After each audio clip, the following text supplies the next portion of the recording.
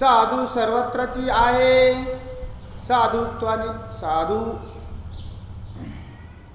साधुत्वाविन स्थिर काय राहे. जे असेल ते विलया जाय, साधुत्व नसता. सर्व ठिकाणी साधू आहेत, साधुत्वाशिवाय जगामध्ये स्थैर्य राहणार नाही. असेल त्याचाही साधुत्व नसता नाश होईल. सती आणि साधू वृत्ती ही गावाची महासंपत्ती. साधुत्वाविन कोणे किती, टिकेल जीवन जगाचे. सती आणि साधू वृत्ती हे गावाचं महाधन आहे हो. साधुत्वाशिवाय जग कसे बरे जगू शकेल. सर्व परस्परा खाऊ बघती, त्यांना सांभाळी संतवृत्ती. आघात सोसुनी देई शांती, सर्वजना अन्य कोण. कलहामध्ये एकमेका सर्व खाऊ पाहतात, तेव्हा संतवृत्तीच त्यांचा सांभाळ करते.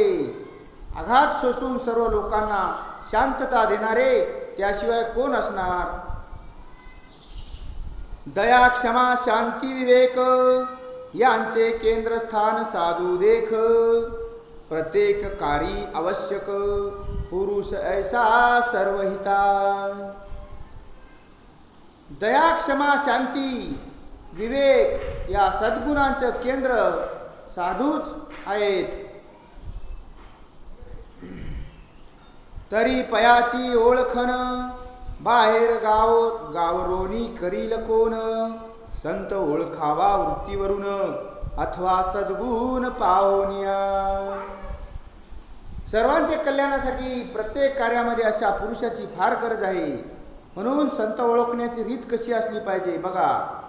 साधूची ओळख बहिरंगावरून कशी होणार.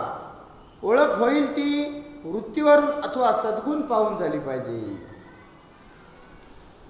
नाहीतरी ओळखता नये, नाना सांप्रदायिक संत दिसत आहे. नाना रंगानी सजला राहे, वरोनिया संत कोणी. नाहीतर बघा, संत वेगवेगळ्या संप्रदायामुळे ओळखता येत नाही. कोणी संत अनेक रंगाने वरून समजला असतो. कोणी भगवीच वस्त्रे घालिती, कोण काळा रंग पसंत करीती.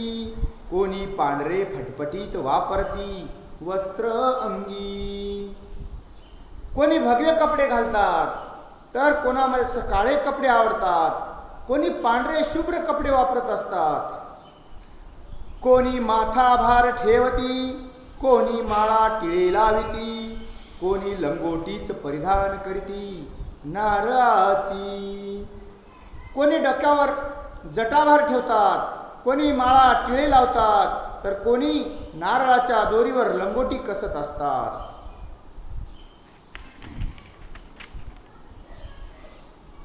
कोणी अंगाशी फासती भस्म, कोणी धुनी लावणी घेती नाम. कोणी साधिती पंचग्नी कर्म बहिरंगाने. कोणी अंगाला भस्म फासतात, तर काही लोक धुनी लावून नाम घेतात. आणि काही साधू बहिरंगाने पंचाग्नी साधन करतात. चिरकुट चिंध्या अंगा बांधती, घोंगडी भोपळेच कोणी मिरविती. कोणी ओंजळीनेच पाणी पिती सर्व काळ. काही साधू लोक चिरकुट चिंध्या अंगाला बांधत असतात आणि काही लोक घोंगडी भोपळाजवळ वागवतात. कोणी अपरिग्रह दाखविण्यासाठी सर्वदा ओंजळीनेच पाणी पित असतात. कोणी अखंड उभे राहती, कोणी दिवसभरी पहारा देती. कोणी गुप्तची वावरती लोका माझी. काही साधू लोक अखंड उभे राहत असतात, कोणी दिवसभर पहारा देतात, तर कोणी गुप्तपणे लोकांमध्ये वावरत असतात. कोणी एकाने समाधी साधली, खळगा करोनी मान पुरविली. 24 तासांनी काढली, शेवटी घेतली शिफारस. काही साधू लोक अभ्यास करून समाधी साधत असतात. जमिनीत मान पुरून घेतली आणि 24 तासानंतर बाहेर निघाला व शेवटी दुसऱ्याजवळून शिफारस लिहून घेतली. असेही साधू लोक आहेत. कोणी मनवी दीनसेवक, कोणी अवतार मनवी अलौकिक, योगीराज मनोनी वाजवी शंख, ऐसे अनेक खरे खोटे. कोणी स्वतःला दीनसेवक म्हणून घेतो आणि कोणी अलौकिक अवतार म्हणतो, तर कोणी योगीराज म्हणून शंख फुकतो. असे अनेक खरे खोटे साधू संत आपणाला जगामध्ये पाहायला मिळतात. नाना मतांचे नाना संत, नाना संतांचे नाना पंथ, कोण निवडावा उत्तम त्यात, विदेश विषादी कानी कळेना. असेच नाना मतांचे अनेक संत असतात, त्यांचं पंथही निरनिराळे असतात आणि त्यातून उत्तम संतांची निवड विषादी बहिरंगावरून केल्या जात नाही. म्हणून संतांच्या उणे खुणे कोणी न पावे बहिरंगाने, त्यास पाहिजे सहवास करणे अथवा ओळखणे कार्यावर. म्हणून संतांच्या कमी अधिक बहिरंगाच्या खुणांवरून स्थिती होणे कठीण आहे. त्यासाठी सहवासाने व कार्याने संताची ओळख होऊ शकते. कार्य कधी दांभिकही करी, आतले न जाणवे लवकरी, ध्यान ध्यान ही बोले वैखरी, ओळखू येना सहजितो. परंतु केव्हा तर दांभिक मनुष्य सुद्धा संतासारखं कार्य करताना दिसतो, त्याचं मन ओळखल्या जात नाही. ज्ञानाध्यानाच्याही गोष्टी बोलतो आणि त्यामुळे लवकर कसाच ओळखू येत नाही. त्याला कारण आपलाही स्वभाव, भिन्न प्रकृतीचे भिन्न भाव, परिबाह्य वेशावरी संत असंत गौरव, देता नोहे हिताचे. त्याला कारण आपला स्वभावही असतो ना. प्रत्येकाच्या वेगवेगळ्या प्रकृत्या, त्यांचे संस्कार भाव वेगवेगळे असतात, परंतु बहिरंगावरून संत अथवा ढोंगी ठरवणे फायद्याचे नाही. बाह्य सत्कार्य सदाचार ज्ञान, यासी मानिले श्रद्धास्थान, तेने मात्र आधपतन, नोहे आपुले सद्भावे. सत्कार्य सदाचार आणि ज्ञान ह्याच बाह्य दृष्टीने पाहून सद्भावाने त्यास कोणी श्रद्धेने मानत असला तर त्याचे अधपतन होऊ शकतच नाही. उत्तम गुण सदाचरण, अभेद वृत्ती विशाल ज्ञान, हे दिसे तोवरी तेथे गुरुपण, मानिता कोणी फसेना. ज्या साधूमध्ये उत्तम गुण सदाचार आणि अभेद वृत्ती व विशाल ज्ञान आहे, तोपर्यंत जर त्यात गुरुपणा मानला तर कोणाची फसवणूक बिलकुल होणार नाही. मानव्याचा उत्तम आदर्श, नाही विषाद नाही हर्ष, सरळ विवेक सत्कार्य संतोष, संतापासी पाहवा. तोच मनुष्याचा सर्वोत्तम आदर्श आहे की जेथे खिन्नता वा हर्ष नाही. चांगुलपणा, विवेक, सत्कार्यामध्ये समाधान हे गुण संतात पावयास मिळतील. ज्याचे गेले संकुचितपण, झाले विशाल अंतकरण, ज्याचा व्यवहार आदर्श पूर्ण, त्यासची नम्र असावे. ज्याचा संकुचितपणा गेलेला आहे, अंतकरण विशाल असं झालेलं आहे, व्यवहार आदर्शपूर्ण करीत आहे, त्याचे समोरच माणसांनी व्यक्तींनी नम्र व्हावं. एरवी संत म्हणता हात जोडावे, जवळ जाता निरखीत जावे, ऐसे करिता फजित न व्हावे, लागेल कधी.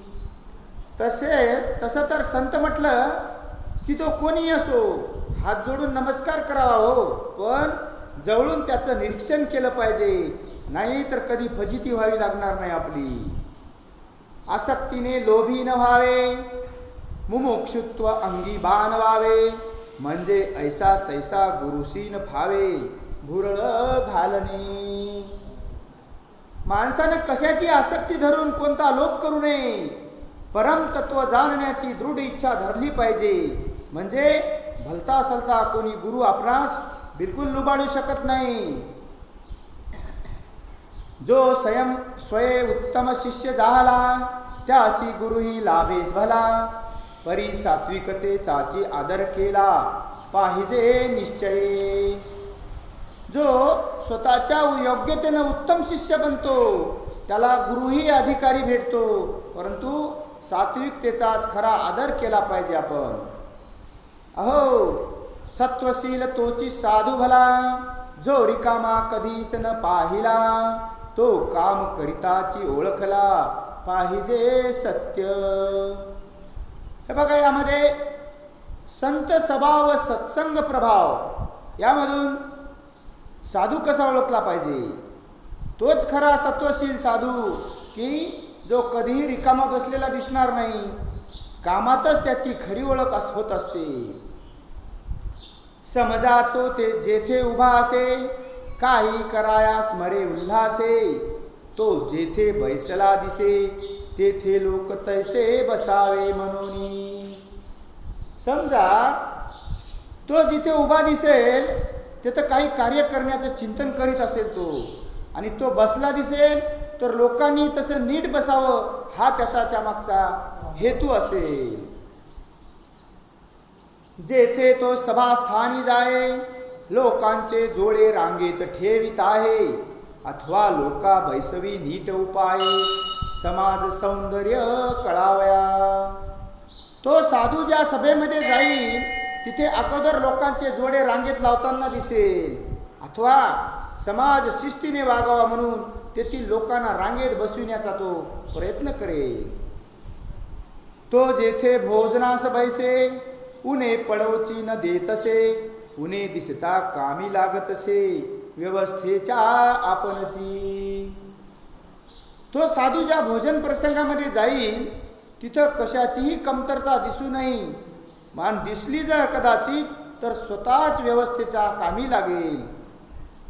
तो जेथे जेथे काम करी, ते ग्राम बनवी स्वर्गपुरी, त्याची सेवा महाक्रांतिकारी, ग्रामोद्धारक. तो साधू ज्या गावाचे काम हाती घेईल ना, त्या गावाचा स्वर्गच होऊन जाईल, सर्व गावाचा उद्धार होईल, अशी महाक्रांती करणारी त्यांची सेवा असते. बोले तैसा चाले उत्तम, लोकसंग्रही त्याचे प्रेम, आपणची करी आपुले काम, नवरदेव न होता. जसा बोलतो तसाच वागतो, लोकसंग्रहाची आवडी असते, नवरदेवासारखं न बसता तो स्वतःचं काम स्वतःच करतो, तोच खरा संत म्हणावा. जगणे परिश्रमा वाचून, हे नव्हे संतांचे लक्षण, झटुनी करावे लोक कल्याण, निष्कामपणे. परिश्रम न करता जगणं हे संताचं लक्षण नव्हे, तो निष्कामपणे लोककल्याण करण्यासाठी अहोरात्र झटत असतो. आपुल्या देही अनासक्त, परिहीन दिनांचा झाला भक्त, अहोरात्र सेवानुरक्त, नम्र भावे संत तो. त्याला आपल्या देहाची आसक्ती नसते आणि तो दीन दुबळ्याची नम्र भावे रात्रंदिवस सेवा करत असतो, त्यालाच संत म्हणावं. जनता तयासी वाटे देव, सेवेत नाही लपंडाव, परी अधिकार तैसी देई ठेव, उपदेशाची सर्वजना. जनता त्याला देव वाटली पाहिजे, त्याच्या सेवेमध्ये लपंडाव नसला पाहिजे, आणि तो अधिकार ओळखून सर्व लोकांना उपदेश करत असतो. मूर्खासी करावे शहाणे, हेची त्याचे नेहमी पाहणे, जड अज्ञानासी बोध देणी, कामची संतांचे. मूर्खांनी शहाणं बनावं ही त्याची नेहमी दृष्टी असते, व अडाणी अज्ञानी लोकांना कायमचं ज्ञान देणं हे संताचं कामच असतं. हा तो संतांचा सहज स्वभाव, न पाहावा भेदभाव, बोध करावा सदैव सत्कर्माचा सर्वांशी. कोणी विषयी भेदभाव न ठेवता सर्वांना सत्कार्याचा बोध करणे हा तर संतांचा सहज स्वभाव असतो. ओ जसे तयाचिया वाणी, सहज बोलता घेई वेधोनी, नम्र होती एकता प्राणी संत वचना. संतांच्या वाणीमध्ये ओज शक्ती असल्यामुळे सहज बोलून लोकांची मने ते आकर्षित करत असतात, मन जिंकत असतात. संत वचन ऐकताच लोक नम्र होऊन त्या ठिकाणी जमा होत असतात. संताचे सदा प्रेमळ बोल, वाक्यबोध अति विशाल, कर्तव्य तत्परता प्रबल संतापासी. संताचं बोलणं नेहमी प्रेमळपणाचं असते. त्यांच्या बोधवाक्यातून विशालतेचं असं दर्शन घडत असतं आणि संतांची कर्तव्य तत्परता फार मोठी सामर्थ्यशाली असते. संत वचनांचा महाप्रताप, एकता श्रवणी होय अनुताप, दृष्टवृत्ती आपोआप निरसोनी जाय सत्संगे. हे बघा, संत वचनाचा प्रताप तरी किती मोठा आहे बघा. एकताच वैराग्यभाव निर्माण होत असतो व सत्संगाने वाईट वृत्ती माणसामधली आपोआप नाहीशी होत असते. संताची नजर कृपेने पडे, त्यासी तीर्थाटन ठाईच घडे, संत प्रसन्नतेचे धडे पदोपदी देताती. यावर संतांनी कृपादृष्टी होते आणि त्याला सर्व तीर्थे जागीच घडत असतात. जीवनामध्ये पदोपदी प्रसन्नतेचे उपाय संत सांगत असतात. संत मातेहुनी मायावी, संत वैभव असोनी गोसावी, राज्य करोनी फकिरी दावी आपुल्या अंगी.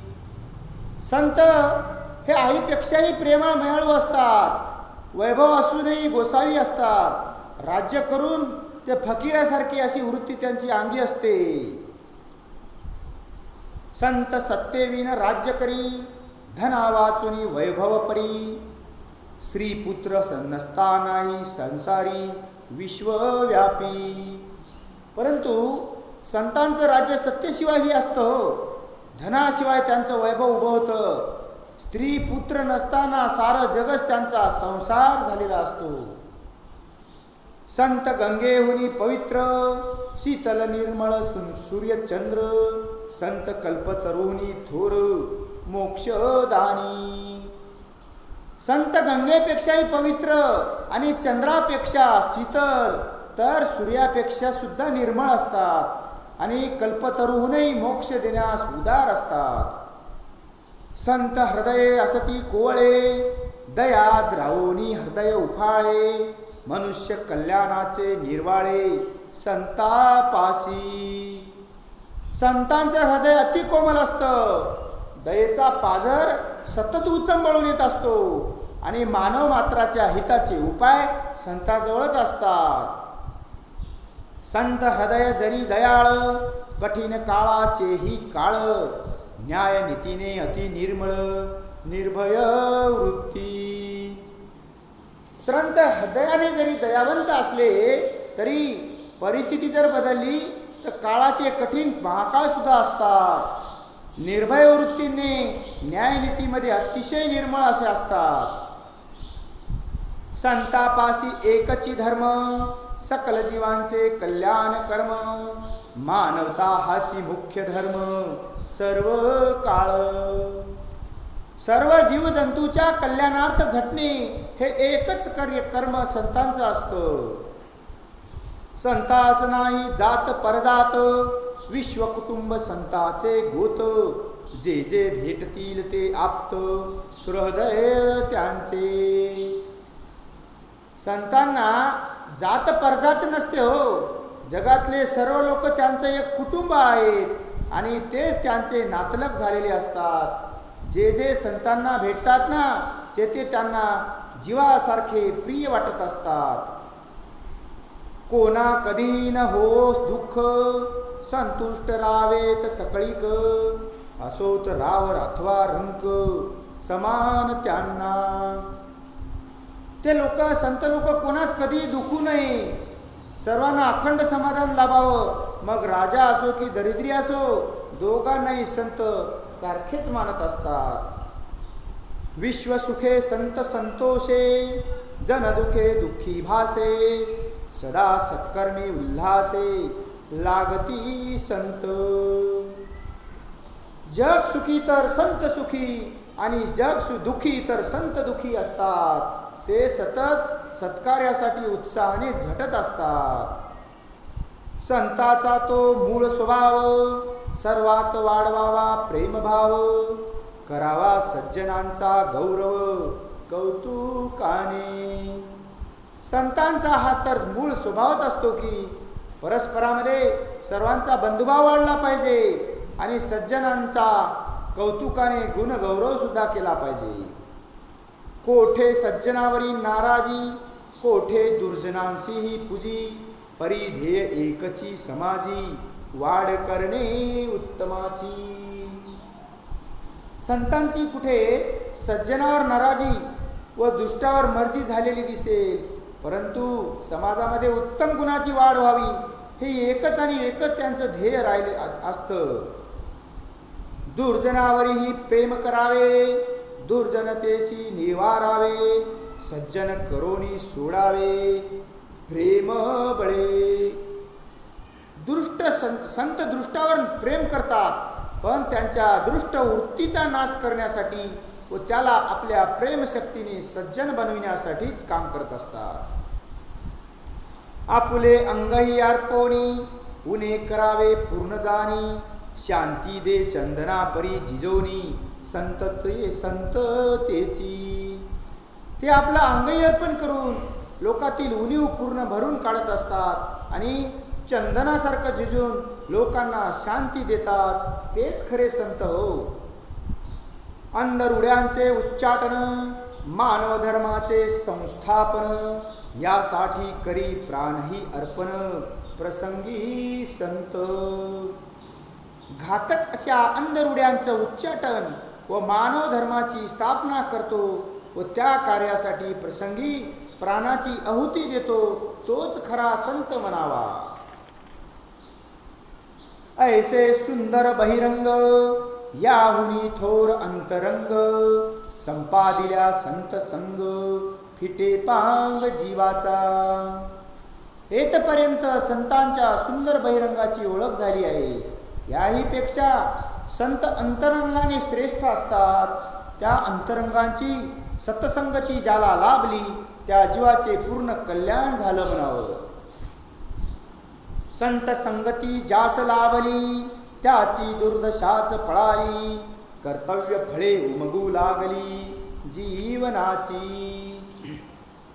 संत संगती ज्याला लाभली का त्याची दुर्दशाच पलटून जात असते आणि जीवनाची कर्तव्य फळे त्यास समजू लागत असतात.